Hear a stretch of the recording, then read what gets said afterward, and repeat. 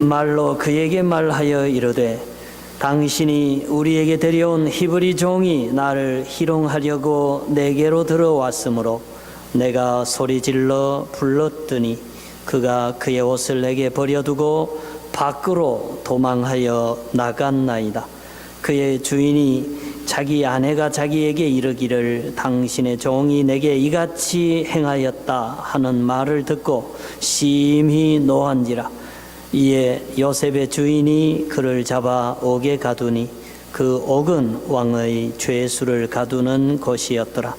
요셉이 옥에 갇혔으나 여호와께서 요셉과 함께 하시고 그에게 인자를 더하사 간수장에게 은혜를 받게 하시매 간수장이 옥중 죄수를 다 요셉의 손에 맡김으로 그 재반 사물을 요셉이 처리하고 간수장은 그의 손에 맡긴 것을 무엇이든지 살펴보지 아니하였으니 이는 여호와께서 요셉과 함께 하심이라. 여호와께서 그를 범사에 형통하게 하셨더라. 아멘. 부부가 4남매를 데리고 6.25 동란 이후에 어려운 그 경제 상황에도 불구하고 가정을 꾸리며 살아가고 있었습니다. 근데 그 아버지가 병을 얻어서 돌아가신 지 3년 만에 그 어머니도 돌아가시고 말았어요. 그래서 맨 위에가 누나인데 10대 후반의 누나가 세 동생의 생계를 책임지고 공장에 다니고 있었어요. 근데 너무 그 누나가 과로를 해서 그만 그 누나도 세상을 떠나고 말았어요. 졸지에 부모님 돌아가시고 부모 노릇하던 누나까지 잃어버린 그 남동생의 나이가 14살인데 그 중학생 남동생이 두 동생들을 데리고 생계를 책임져야 하는 그런 소년 가장이 되었습니다. 지금 사회복지가 잘 되어 있는 지금이라 할지라도 그 중학생이 어린 두 동생을 거느리고 가장 노릇을 한다는 것은 어려운 일 아니겠습니까? 그런데 1950년대에 6.25 동란이 끝난 지 몇 년이 지나지 않은 그 어려운 상황에서 게다가 이 중학생이 친구들하고 놀다가 눈에 실명을 하게 됩니다. 그래서 그 소년은 맹아학교로 보내지고 그 동생 하나는 구두방에 점원으로 보내고 그리고 막내 동생은 고아원에 보내는 참으로 어려운 가정의 형편에 취하게 됩니다. 이 사람 얘기는 제가 좀 뒤에 다시 하기로 하고, 우리가 이렇게 살아가다 보면은 정말로 우리가 원치 않는데,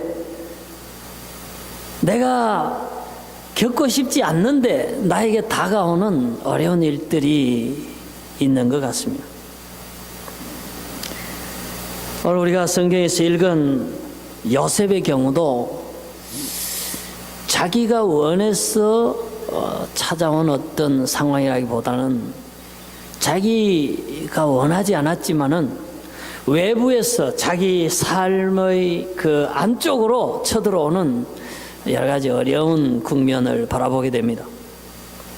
근데 태어나고 보니까 자기 어머니는 돌아가셨고 자기를 낳지 않은 다른 어머니가 셋이나 있는 거예요. 그리고 한 가정에 살고 있고 배다른 형제들이 12명이나, 그러니까 11명, 자기를 빼고는, 동생을 빼고 10명이 다 배다른 형제들이 살아가는데 그렇게 미워합니다. 자기를 그 형들이 그렇게 미워합니다. 그 미움을 온 그 가정에서 떠날 때까지 형들의 미움을 받으면서 인사도 잘 하지 않는 한 가정에 살면서 그 힘든 10대를 보냅니다. 그리고는 노예로 팔려갑니다. 여러분, 그 당시에 노예는 인권이 없습니다. 그냥 재산입니다.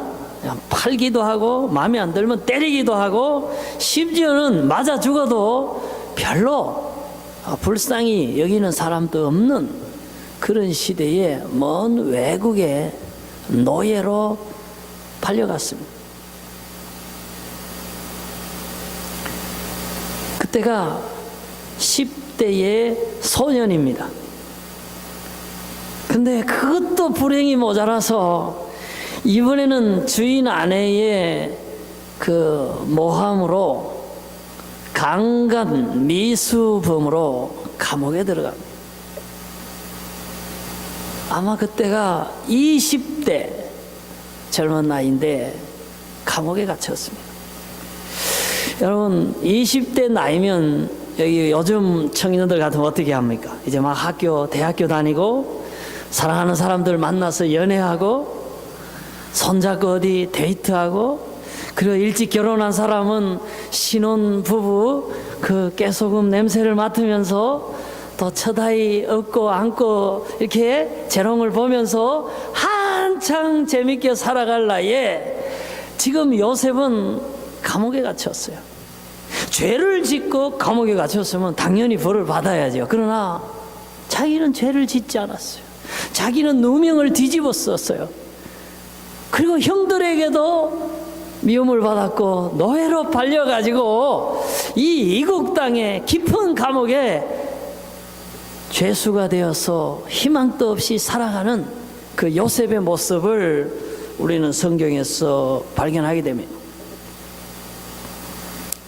근데 우리가 성경에서 요셉에 대해서, 성경에서 불행을 만난, 고난을 만나고 살아가는 사람에 대해서 하나님이 뭐라고 보고 계시는가, 어떻게 보고 계시는가, 하나님이 무슨 말씀을 하시는가, 그들의 일생을 통해서 내가 원치 않는 고난을 받을 때에, 내가 원치 않는 미움을 받을 때에, 내가 원치 않는 여러 가지 시련에 처할 때에 하나님 역시 나를 어떻게 보시고 나에 대한 계획이 무엇이고 나에게 어떤 평가와 말씀을 주시고 계시는가 하는 귀한 관점을 우리는 요셉에게서 얻을 수가 있습니다. 그렇기 때문에 고난받는 젊은 시절의 요셉을 우리가 관찰하는 거, 이거는 의미가 있습니다.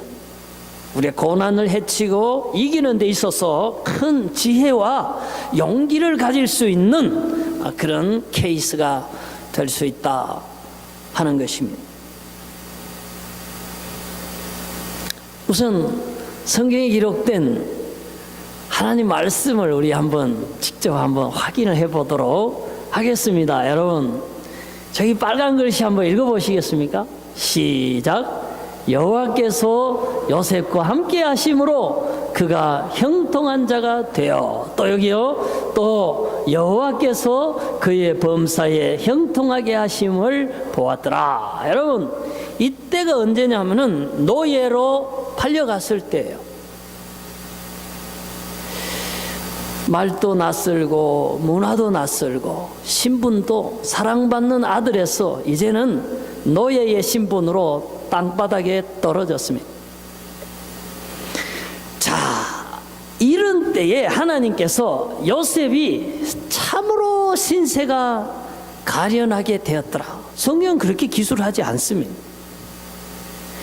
요셉이 너무나 불행한 인생이 되었다, 이렇게 전혀 얘기하지 않습니다. 여러분, 하나님이 분명히 요셉이라는 이름을 사용합니다. 요셉의 형편을 알고 있습니다. 그런데 성경에서 요셉을 이렇게 얘기합니다. 여호와께서 요셉과 함께 하심으로 그가 형통한 자가 되었다. 상당히 긍정적으로 얘기합니다. 그를 그를 망한 자라고 불행한 자라고 얘기하지 않습니다, 여러분. 그리고 더 나아가서요, 엄청난 얘기를 합니다. 이 밑에 한번 보셔요. 여호와께서, 시작, 여호와께서 요셉을 위하여 그 애굽 사람의 집에 복을 내리심으로 여호와의 복이 그의 집과 밭에 있는 모든 소유에 미치니라. 그를 노예로 사간 보디발이 복을 받았어요. 재물이 번성하고 가축이 잘 되고 뭐 가정이 다 형통한 거예요. 근데 성경이요, 보디발을 위해서 하나님이 그 집에 복을 내렸다 이렇게 얘기하지 않고 있어요. 잘 보셔요. 여호와께서 누구를 위하여 그 집에 복을 내리셨다고요? 요셉을 위하여. 하나님이 지금 우리에게 말씀하시는 포인트가 있어요. 하나님은 자기가 선택하시고 자기가 사랑하시고 자기가 구원하신 자기 백성으로 삼으신 그 아들, 그 백성, 자기 백성을 위해서 하나님은 지금 일하고 계시는 거예요. 우리는 자꾸 현재 우리 처지를 얘기해요. 우리가 지금 노예가 됐다, 우리가 지금 형들에게 팔림을 받았다, 야, 나는 지금 불쌍하다, 나는 정말 억울한 인생이다, 자꾸 이렇게 우리를 바라볼 수가 있어요. 근데 하나님은 그렇게 바라보지 않아요. 하나님이 너와 함께 하신다. 하나님이 너와 함께 하심으로 너는 형통한 자다. 하나님이 너를 위해서 다른 사람에게도 복을 주셔서 그 사람이 너를 바라보면서, 아, 하나님의 사람이구나, 하나님이 함께 하시는구나, 하나님의 사람이 우리 집에 있으므로 우리가 복되구나, 이 사람을 우리도 보호해야 되겠구나, 우리도 귀하게 여겨야 되겠구나 하는 마음이 들도록 하나님께서 요셉을 축복하신 거예요. 그래서 우리가 여기서 깨달아야 할 게 있어요. 뭐냐면은 하나님의 관점. 첫째, 하나님은 사람들이 생각하는 거하고 다른 생각을 하고 계신다.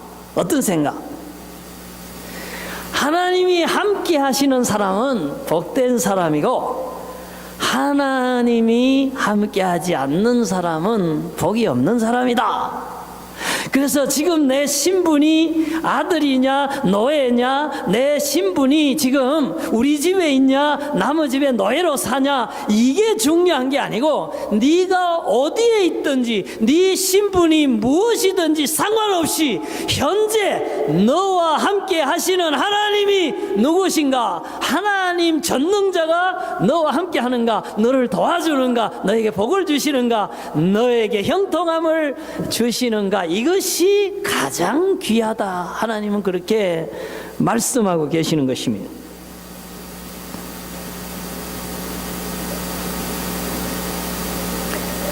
근데 사실 그게 맞는 것 같아요. 왜냐하면 신분이라는 것은 항상 변할 수가 있어요. 그리고 사람이 좋다고 여기는 것도 어느 순간에 내게서 없어지는 경우가 있어요. 그 신분이 올라갈 때도 있고 내려갈 때도 있고, 물질이 많을 때도 있고 적을 때도 있고, 건강도 좋을 때가 있고 나쁠 때가 있어요. 자, 그런데 좋은 거, 재물 있는 거, 권세 있는 거, 이런 것만 따라가다 보면은 이게 없을 때에는 우리 스스로가 불행해지다고 느끼는 거예요. 그러나 모든 생명과 사망, 부와 가난함, 건강함과 연약함, 높아지고 낮아지 모든 것을 주관하는 그 하나님이 나와 함께 하시면 언제든지 현상은 바뀔 수 있고 신분도 바뀔 수 있고 환경도 바뀔 수 있기 때문에 내게 있어서 중요한 것은 현상이 아니라 하나님이다. 물질이 아니라 하나님이다. 현재 내가 처해 있는 신분이 아니라 신분을 바꿀 수 있는 근원자이신 능력자이신 하나님이 중요하다 하는 것들을 성경은 지속적으로 얘기하고 있는 것입니다. 근데요, 이제 지금 이 상황, 요셉이 보디발의 노예로 있는 이 상황은요, 사실은 노예가 아닙니다. 노예는 두들겨 맞고 자유가 없고 권한이 없고 완전히 짐승 같은 그런 생활을 했습니다. 그런데 지금 요셉은 노예로 팔려갔지만 사실은 굉장히 높은 사람이 됐어요. 이 사람이 누구냐면은 애굽의 왕을 경호하는 시위대장이라 그랬어요. 그러니까 요즘 말로 하면은 국왕의 경호실장 내지는 국방부 장관쯤 되는 거예요. 근데 뭐 지금 무슨 아프가니스탄이나 뭐 이런 나라의 국방부 장관이야 뭐 별로 힘이 있습니까? 그런데 그 당시에 애굽은 세계를 다스리는 대제국의 군대와 왕을 호위하는 대장 정도면 그 집의 그 재물이라든지 그 재산이라든지 그 부유함이라는 것은 우리의 상상을 초월하는 그런 집안입니다. 근데 그 집안의 모든 재산을 요셉이 다 관리를 합니다. 그 집안의 모든 사람들이 다 요셉의 말에 순종을 합니다. 그러니까 요셉은 팔려가기는 노예로 팔려갔지만 실질적으로는 굉장히 애굽에 가서 출세를 한 거예요. 상당한 권세와 재물과 지도력을 인정받은 케이스가 되는 것입니다. 그 다음에 한 가지, 감옥에 들어갔어요. 감옥에서도 똑같이 하나님이 요셉을 올려줍니다. 감옥에서는 감옥을 다스리는 간수장이 제일 높은 사람 아닙니까? 그 사람이 요셉을 인정하는 거예요. 요셉을 인정 안 할 수가 없었습니다. 왜? 하나님의 사람이었어요. 자기가 봐도 하나님이 도와주는 게 눈에 보여요. 하나님이 복 주시는 게 느껴져요. 그래서 요셉에게 일을 맡겼는데 일을 잘하는 거야. 너무 정직한 거야. 너무 하나님이 도와주시는 거예요. 그래서 옥에서도 형통했어요. 옥에서도 죄수로 갔는데 사실은 죄수를 다스리는 최고 높은 간수장의 권세를 가지고 옥에서 살고 있었습니다. 더 중요한 것은 우리는 결과를 가지고 잘 얘기를 하니까 옥에 들어간 것이 화가 된 게 아니라 요셉의 인생을 완전히 바꾸는 하나의 그 계기가 됩니다. 왕의 술 맡은 신하, 왕의 떡을 굽는 신하가 감옥에 들어왔는데 꿈을 해석했습니다. 자, 그런데 하나는 3일 만에 복직이 돼서 술 맡은 관원은 회복이 되고 떡 맡은 관원은 요셉이 해석해 준 꿈을 따라서 죽었습니다. 임금이 꿈을 꾸고 번민해할 때에 모든 애굽의 술사들이 그 꿈을 풀지 못할 때에 그때 기억을 한 거예요.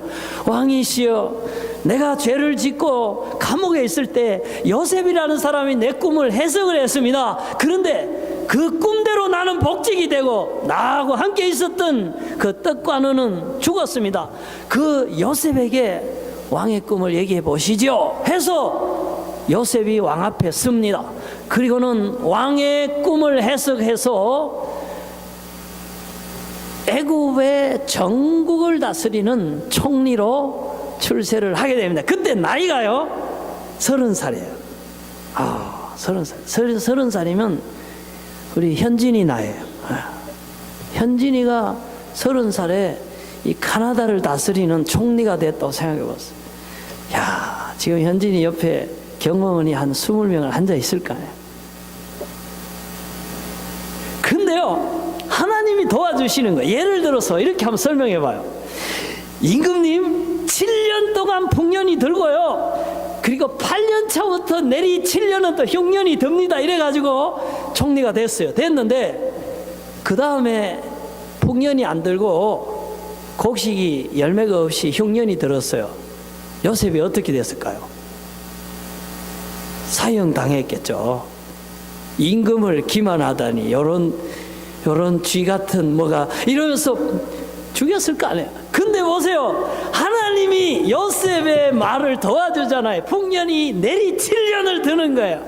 7년 들 때 5분의 1 곡식을 걷어가지고 왕의 곳간에 왕의 이름으로 재고, 흉년이 내리 또 7년 드니까 그때는 곡식을 주고 구제를 하면서 그 땅을 사서 왕에게 드리니 왕의 신임은 절대적입니다. 여러분, 하나님이 그렇게까지 요셉을 높여주셨어요. 제가요 가만히 생각해 봤어요. 성경이 안 나오는 거니까 여러분도 한번 생각해 봤어요. 자, 요셉이 30살에 총리가 됐어요. 내리 7년을 풍년이 들었어요. 얼마나 잘 나가는 총리입니까? 흉년이 들 때는 더 잘 나갑니다. 모든 곡식, 모든 신분을 다 사서 왕에게 바쳤으니까 왕이 그럽니다. 나는 이름만 왕이고 모든 권세는 너에게 위임했다. 네가 실질적으로 왕노릇 해라. 성경에 그렇게 되어 있잖아요. 자, 그랬을 때에 성경이 안 나오는 얘기예요. 왕을 경호하던 보디발이 요셉을 대할 때 어떻게 했을까? 한번 생각해 보세요. 와, 보디발이 요셉을 보면 너무 무서울 것 같아. 왜? 죄 없는 사람을 자기가 감옥에 쳐넣었잖아요. 근데 문제는 그 사람이 지금 애굽 전체의 최고의 막강한 실세를 가진 총리가 돼가 있잖아요. 아마도 시위대장이 찾아왔을 것 같아. 조용한 자리에 저 총리님 드릴 말씀이 좀 있는데 저 시간을 좀 내주시겠습니까? 그러면서 그래서 그때 일을 사과했을 것 같아. 근데 그 형들이 찾아와서 사과했을 때에 그 형들을 용서하는 요셉의 인격을 볼 때에 보디발이 그렇게 사과했을 때에 야, 이 죽일 놈아 이러고 감옥에 너도 한번 들어가 봐라 이렇게 했을 것 같진 않아요. 그때 나 참 좀 억울했습니다. 고생 좀 했습니다. 몇 년 썩었습니다. 감옥에서. 그렇지만 하나님이 그래도 우리 대장님 덕분에 이렇게 왕 꿈도 해석하고 이렇게 총리 만들어 주셨으니까 출세하는 과정으로 알고 그대의 실수를 용서합니다. 이러고 넘어갔을 것 같아. 아니 저는 그렇게 생각을 해요. 여러분은 어떻게 생각하는지 모르겠는데, 근데 중요한 것은 하나님께서 함께 하신다. 하나님께서 형통하게 하시는 사람이 인생이 어떻게 되는가 하는 것을 지금 우리가 깨달아야 되는 거야. 그래서 자꾸 현상을 가지고 얘기하면 안 되고, 하나님이 내게 계시느냐, 하나님이 나와 함께 하시느냐, 하나님이 나를 형통케 하시느냐, 이게 자꾸 중요하다고 내가 얘기를 하는 거예요. 그런데 왜 중요하냐면은 신분은 바뀔 수 있잖아요. 현상은 바뀔 수 있잖아요. 나를 좋은 쪽으로, 나를 형통한 쪽으로 바꾸시는 하나님이 내게 계시면 내 현상은 아무것도 아니다. 그렇기 때문에 우리가 진짜 슬퍼해야 할 상황이 어떤 상황이냐? 하나님이 나를 떠난 상황이에요. 하나님이 나의 하나님이 아닌 상황이에요. 하나님이 더 이상 나를 도와주시지 않는 상황이에요. 하나님이 없는 나의 신분, 하나님이 없는 나의 재물, 하나님이 없는 나의 환경은 의미 없어요. 그거는 시간이 지나가면 물거품처럼 사라질 수밖에 없는 허상입니다. 아까 그 소년 얘기로 돌아갑니다. 그 소년이 얼마나 캄캄합니까? 부모가 없고 누나도 없고 그 14살의 실명이 돼서 두 동생은 다 흩어지고 자기는 맹하학교에 가 있는 이런 상황에서 하나님께 기도했어요. 하나님, 내 삶을 도와주세요. 내 삶을 인도해 주세요. 그리고 성경 말씀을 붙잡고 믿음으로 살아가는데, 참 미국에서요 어떤 부부가 매월 50불을 도와주는 거예요. 지금도 가난한 나라에서는 월 50불은 큰 돈이에요. 근데 6.25 동란 지내고 50년대 말에 50불은 공무원 월급보다도 많은 거예요. 그래서 그 동생을 불러 모아서 이제 한 집에 살게 됐어요. 근데 이 소년이 공부를 잘했어요. 그래서 연세대에 들어갔어요. 그 맹인으로서는 연세대학교에서 최초로 학생으로 받은 거예요. 받았는데 열심히 공부해서 졸업을 할 때에는 2등으로 졸업을 한 거예요. 눈뜬 사람들 다 제치고 2등으로 졸업한 거예요. 근데요, 실명한 사람 제가 소경하고 2년을 같이 제가 생활을 한 경험이 있는데 날 때부터 실명한 사람은 혼자서 잘 돌아다녀요. 원래 눈이 없었으니까. 원래 그 사람은 소경이었으니까 행동을 잘해요. 근데 중간에 실명한 사람은요, 잘 못해요. 오히려 세상을 알 것 같아서 잘할 것 같아요. 그렇지 않아요. 갑자기 실명을 하면은요, 잘 혼자서 생활하지 못해요. 그래서 이 소년도 이화 여자대학교 다니는 여학생이 아니고 누나가 불쌍하다고 이렇게 발장 끼고 맨날 이렇게 학교로 교회로 데리고 다녔던 누나가 있어요. 그 누나하고 사랑이 싹 튼 거예요. 그래가지고 결혼을 한 거예요. 결혼해서 미국의 피츠버그 대학교에 교육학 석사 과정으로 공부를 하러 가는데 이 사람이 공부는 잘하는 것 같아요. 3년 8개월 만에 석사 학위를 마치고 곧 그 교육학 박사 학위를 받고 미국에서 직장을 얻게 됩니다. 그리고 2001년도에 미국 그 백악관에서 인권 그리고 장애자 복지를 위해서 이제 카운셀러 하는 사람을 구하는데 이 사람이 거기에 들어가게 된 거예요. 그래서 대한민국 사람 중에서 미국에서 공무원으로서 제일 높은 자리에 차관 보까지 승진을 하게 된 거예요. 그분이 작년에 2년 전에 돌아가셨어요. 지금 강영우 박사 얘기를 하고 있는 겁니다. 그분이 살아서 그 부인은 지금 권사님이에요. 석은옥 권사님인데 최근에도 간증을 하면서 그래요.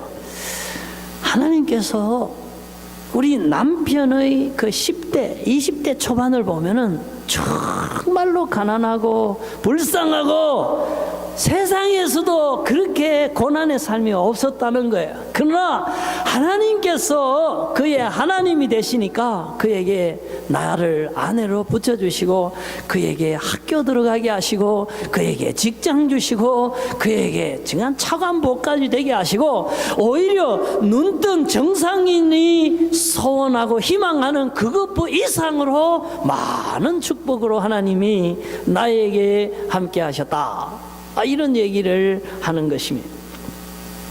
그래서 오늘 말씀의 제일 중요한 부분은 뭐냐? 여호와께서 나와 함께 하시는 것. 그래서 우리가 하나님의 구원사를 다루면서 지금까지 계속적으로 우리가 얘기해 온 게 있어요. 뭐냐면은 하나님이 우리의 영적인 구원, 죄사함이라든지 천국에서의 영생만 보장하시는 하나님이 아니라 나를 사랑하시는 하나님은, 나를 구원하신 하나님은 이 세상에서도 나와 함께 하시는 하나님이다. 우리가 얘기했잖아요. 이삭이 40살에 결혼할 때에도 하나님이 함께 하셨고 자식을 못 낳아서 계속 기도할 때에 60살에 쌍둥이를 주셨던 그때에도 하나님이 함께 하셨고 샘물을 이렇게 막고 말이죠. 블레셋 사람이 방해할 때에도 기도하면 하나님께서 새롭게 샘물을 솟아나게 하셔서 목축업에 성공하고 농사에 성공하게 하시는 하나님은 우리의 직업과 학업과 결혼과 구체적인 삶에도 구원을 베푸시는 살아계신 하나님이시다 하는 것입니다. 그렇기 때문에 세상 사람들이 말하는 그런 어떤 현상 형상을 가지고 지금 내 처지를 가지고 내가 불행하다, 뭐 나는 실패한 인생이다, 이런 식으로 얘기하면 안 된다는 거예요.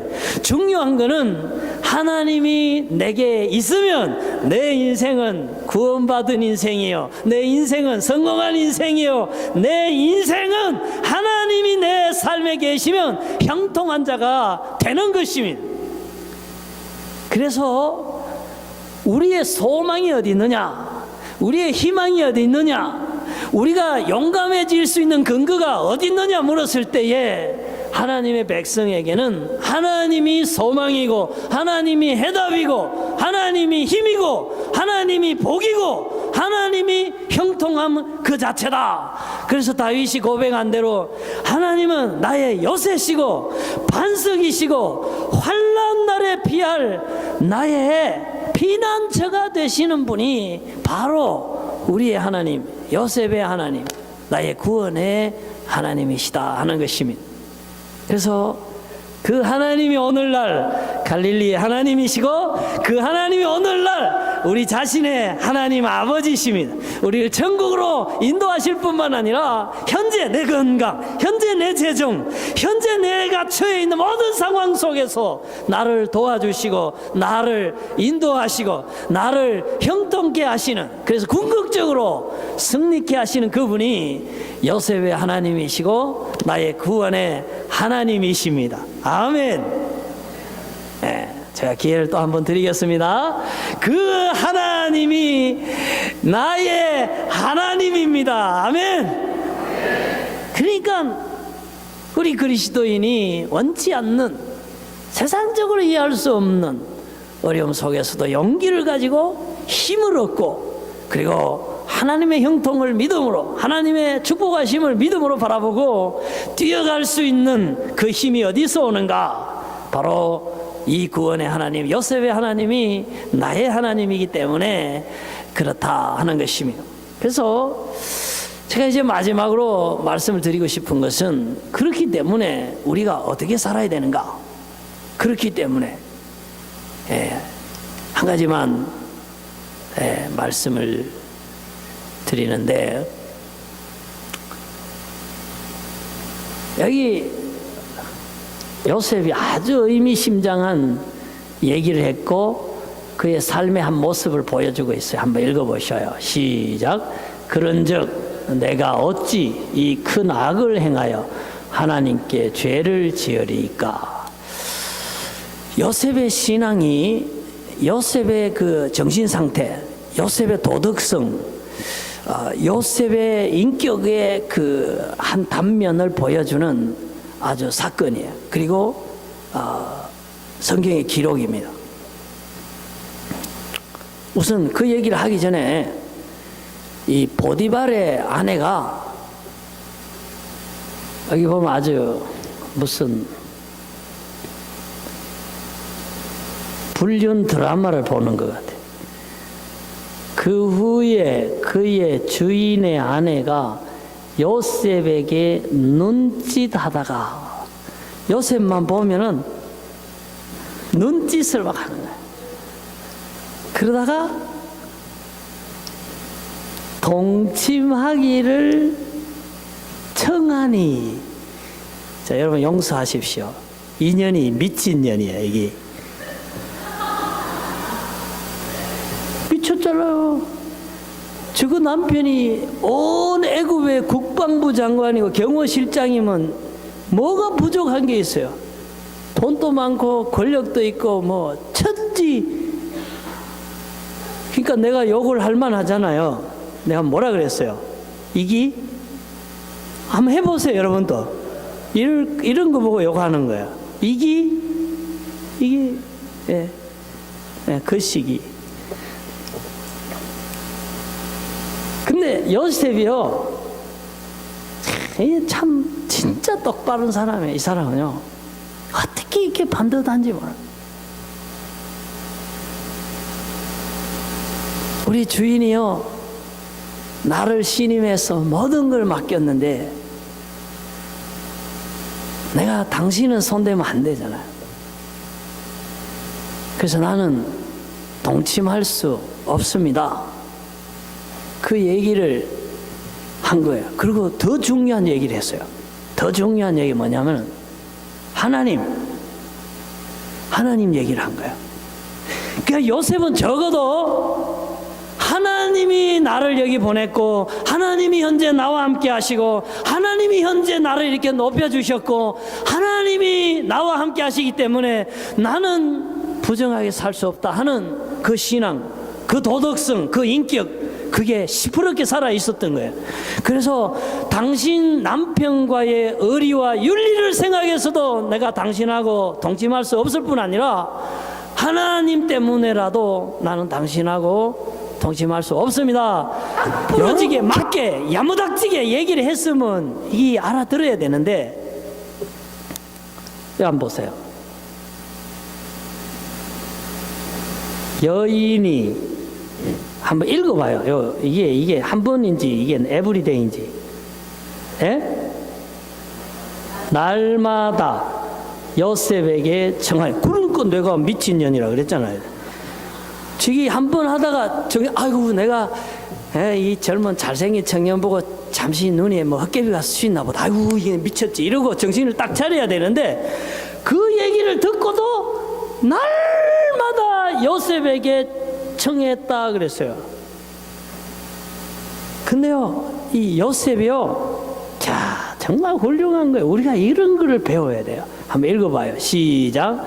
요셉이 듣지 아니하여 동침하지 아니할 뿐더러 함께 있지도 아니하니라. 아예 틈을 안 주는 거예요. 이따 저기 여주인이 온다 싶으면 절로 가쁘는 거예요.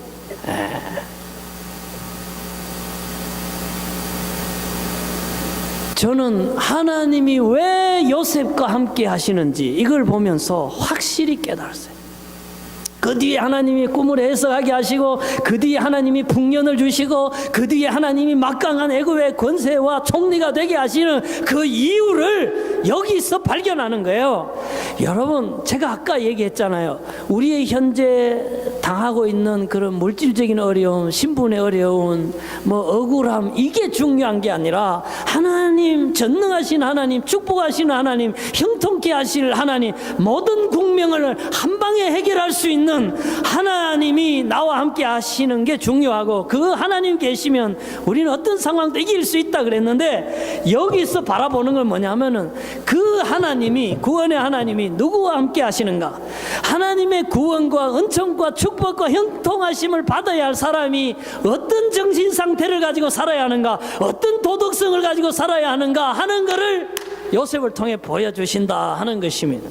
그래서 오늘 제가 욕을 한 거는 죄송하고요. 그래도 저 여자는 욕을 들어도 쌉니다. 내가. 근데 여기서 우리가 중요한 게 뭐냐면은 하나님이 함께 하실 만한 그런 삶을 살아야 돼요. 하나님이 나를 보고 계신다. 하나님이 나를 축복하실 수 있는 삶을 내가 살아야 된다. 누구 사람이 두려워서가 아니라 나를 지켜보시고 나를 축복하시고 나와 함께 하시는, 나에게 은혜를 주실 그 하나님 앞에 내가 바르게 살아야 된다. 그 하나님 앞에 범죄해서 안 된다고 하는 이 시퍼런 신전의식, 믿음, 이 하나님 앞에 살아가는 신앙을 가지고 모든 유혹과 시련을 이기고 살아가야만이 하나님이 나를 도와주신다 하는 것입니다.